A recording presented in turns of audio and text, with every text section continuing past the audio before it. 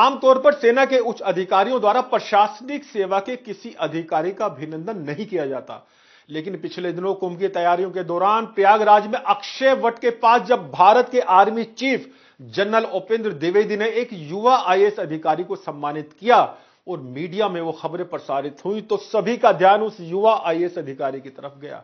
उसके बाद ये युवा अधिकारी कुंभ की तैयारी का जायजा लेने के लिए कई बार वहां पहुंचे उत्तर प्रदेश के मुख्यमंत्री योगी आदित्यनाथ को ब्रीफ करते हुए दिखाई दिया तो कभी प्रधानमंत्री नरेंद्र मोदी को जानकारी देते हुए नजर आया।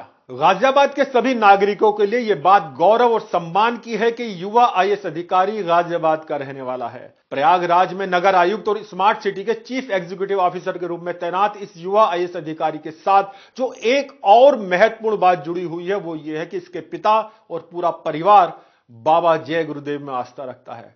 पिता साफ साफ कहते हैं कि बाबा जय गुरुदेव के आशीर्वाद के कारण ही उनका बेटा आईएएस बना है और इतनी कम उम्र में प्रयागराज में कुंभ की तैयारियों को संभाल रहा है। नमस्कार दोस्तों, वीवीआईपी न्यूज के इस खास एपिसोड में एक बार फिर से मैं राज कौशिक आपका स्वागत करता हूं, आपको प्रणाम करता हूं।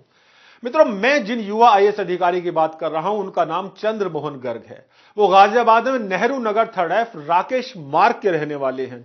उनके पिता प्रोफेसर ओपी गर्ग गाजियाबाद के एमएमएस डिग्री कॉलेज में गणित के हेड ऑफ द डिपार्टमेंट रहे हैं। बरसों से यह परिवार बाबा जय गुरुदेव को मानता है। बाबा जय गुरुदेव में ओपी गर्ग जी की आस्था इतनी गहरी है कि उन्होंने ताउम्र टाट के कपड़े ही पहने हैं और आज भी वो इन्हीं कपड़ों में दिखाई देते हैं। बाबा जय गुरुदेव के वचनों के अनुरूप ओपी गर्ग स्वयं तो शाकाहारी है ही, साथ ही वो शाकाहार के प्रचार प्रसार में भी लगे रहते हैं।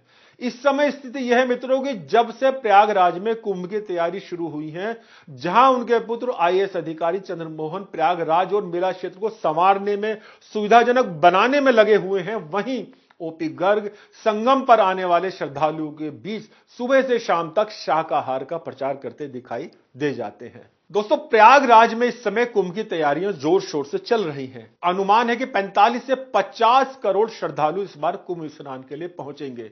मुख्यमंत्री योगी आदित्यनाथ 7-8 बार इन तैयारियों का जायजा लेने के लिए आ चुके हैं। लगभग हर एक बार ही इस युवा अधिकारी चंद्रमोहन गर्ग ने कुंभ की तैयारी के बारे में योगी आदित्यनाथ को ब्रीफ किया है और उनसे दिशा निर्देश लिए हैं। प्रधानमंत्री नरेंद्र मोदी भी कुंभ की तैयारी को देखने प्रयागराज जा चुके हैं। उन्हें भी चंद्रमोहन गर्ग ब्रीफ करते दिखाई दिए। पिछले दिनों army chief general Upendra Dwivedi ने संगम के अक्षयवट घाट पर चंद्रमोहन गर्ग को सम्मानित किया। चंद्रमोहन गर्ग ने अक्षयवट के आसपास का पूरा क्षेत्र का विकास किया है। अक्षयवट किला चूंकि भारतीय फौज के पास है, इसलिए जनरल उपेंद्र द्विवेदी ने उन्हें सम्मानित किया। आपको बता दूं कि चंद्रमोहन ने यूपीएससी एग्जाम 2016 में 25वीं रैंक लाकर गाजियाबाद का नाम रोशन किया था। आईएएस टॉपर बनने के बाद चंद्रमोहन का पहला इंटरव्यू दैनिक जागरण अखबार के लिए मैंने ही किया था। मैं उस समय दैनिक जागरण का ब्यूरो चीफ था। हेलो जागरण नाम से हमने कार्यक्रम का आयोजन भी किया था, जिसमें फोन पर बहुत से लोगों ने चंद्रमोहन से सीधे सवाल किए थे। चंद्रमोहन के बारे में विस्तार से बात करने से पहले मैं फिर से बात करता हूं बाबा जय गुरुदेव की, जिनका आशीर्वाद इस परिवार पर हमेशा रहा है। चंद्रमोहन के पिता प्रोफेसर ओपी गर्ग ने प्रयागराज से एक विशेष फोटो मुझे भेजा है, जिसमें बालक चंद्रमोहन बाबा जय गुरुदेव के कदमों के पास बैठे हुए हैं। दोस्तों, किसी भी परीक्षा में अच्छा परिणाम लाने के लिए निश्चित रूप से मेहनत बहुत काम आती है, लेकिन चंद्रमोहन गर्ग की सफलता और उसके परिवार की आस्था मान्यता को देखते हुए कहा जा सकता है कि मेहनत तो काम आती ही है, लेकिन किसी फकीर की, किसी संत की, किसी साधु की रहमत भी बहुत काम आती है। रहमत यानी कृपा। चंद्रमोहन का परिवार खुलकर इस बात को हमेशा कहता है कि बाबा जय गुरुदेव की रहमत, बाबा की कृपा उन पर बनी हुई है। मित्रों, बाबा जय गुरुदेव आध्यात्मिक जगत की एक ऐसी विभूति थे जो सिर्फ प्रवचन तक ही सीमित नहीं थे।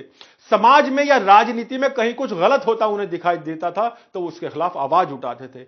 1975 में जब तत्कालीन प्रधानमंत्री इंदिरा गांधी ने इमरजेंसी लगाई थी तो बाबा जय गुरुदेव ने खुलकर इमरजेंसी का विरोध किया था। उस विरोध के कारण उन्हें लंबे समय तक जेल में रहना पड़ा था। आप में से बहुत से लोग बाबा जय गुरुदेव के बारे में जानते होंगे।